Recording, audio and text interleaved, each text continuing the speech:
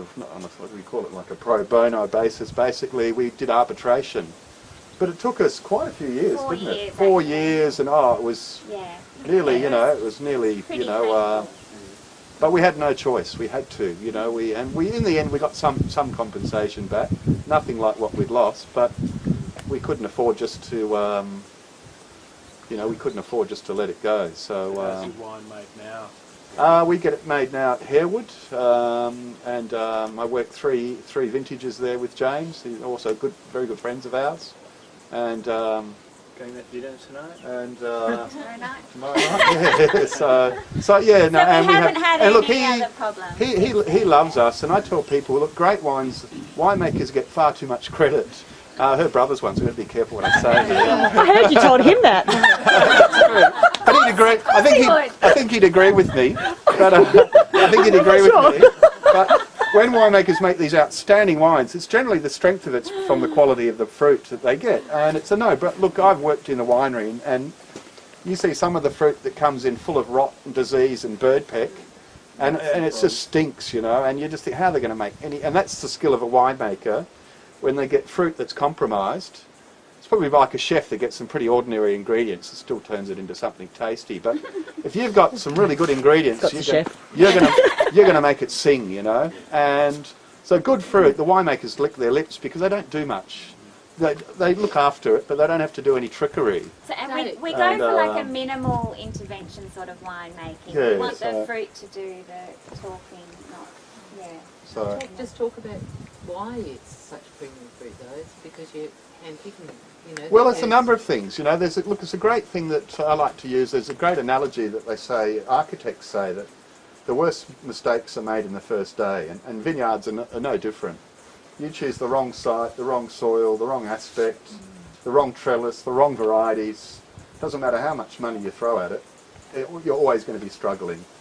So we were lucky that we actually just happened to choose the right site to begin with, and then not long after we started, we met a man called Morris Watson, who had been as a viticulturalist for nearly 50 years, who retired down here, who became our mentor and teacher and a very good friend, and he was tractor driver, everything. Yeah. So we were really lucky to have a mentor that gave us some. And he used to say, David, it's not so much knowing what to do, it's knowing what not to do, which was some really good advice. You think you've got to know what to do, but I think it's more important knowing that. And also, restraint about you don't have to chuck everything on it. You've got to see what it needs, and it's sort of going for a more minimal sort of approach. But some of the main things that we do to ensure the quality of the fruit is we fully net the vineyard, so we don't have any issues with bird peck. And then we don't have to put a whole range of sprays on the vineyard if you do get bird peck. Well, a good analogy I like to use there is cut an apple or a banana in half and look what happens. It oxidises and goes. And wine and grapes are no different. Once that skin's damaged, nature wants to do what it wants to do, and so if you can prevent that damage occurring in the first place, then you don't have that disease pressure. And I guess being small enough, we can do that. Big vineyards, it's the cost of netting, and they've just got to sustain a certain amount of damage and compromised fruit. So next is the hand picking, where we call up all our mates, included. And it's such a fun day. Yeah. We put on some good food and keep it all happening, and it's fun for you guys. It's really stressful for me. But we have a good time. It's good when it's all over. But it's the one, the crescendo of the whole year, where it all comes to that day, and not until it's in the crusher in the winery I'm relaxed.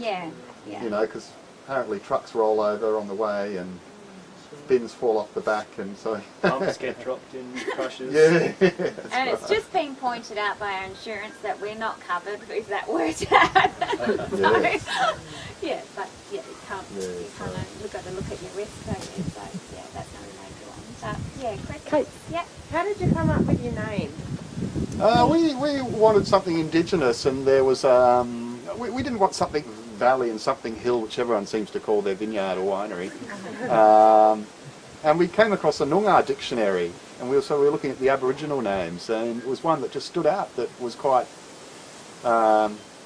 It was an interesting name and had a nice meaning as well. So, Means where the river meets the sky.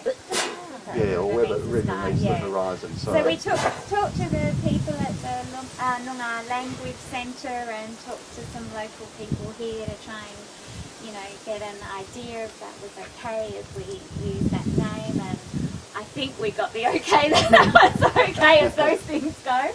But we wanted something that spoke about our land and heritage and wasn't an English idea of hills or estate sort of thing, and looking at the view, it was more being encompassed in the environment sort of thing. So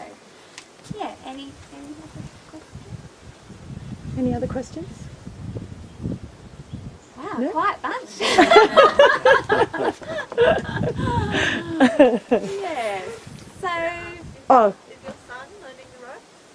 well, he might be doing a vintage. Might be, yeah. He's been chefing, so I think he's had enough of kitchens. A bit of a change. Yeah, so I applied for vintage at this winery, Howard Park, so should hear for the next few days when I get that. I hung out with a winemaker for a while. Was it yesterday? Mm-hmm. Yesterday. So yeah, I feel confident that he'd like me there, but it's up to the other selectors. They got quite a few people in, and it sounds like they have a big team in there. Yeah. Oh, that'd be forward interesting, wouldn't it? Yeah. Seeing that. Yeah. Andres is a really nice fellow too. Yeah, he is. So we imagine, with our 3 boys, they sort of go away for a while, and maybe they'll come back at some stage and want to, build something or grow something. As long as it's legal, that's okay. I don't know where that came from. Yes. Well, we do grow drugs, but they're the legal variety. Alcohol. Yes, So. yeah, but anyway, I'm sure some of you would like to have a taste of some wines. If you want to do that, we could. twist your arm, Michelle. Yeah.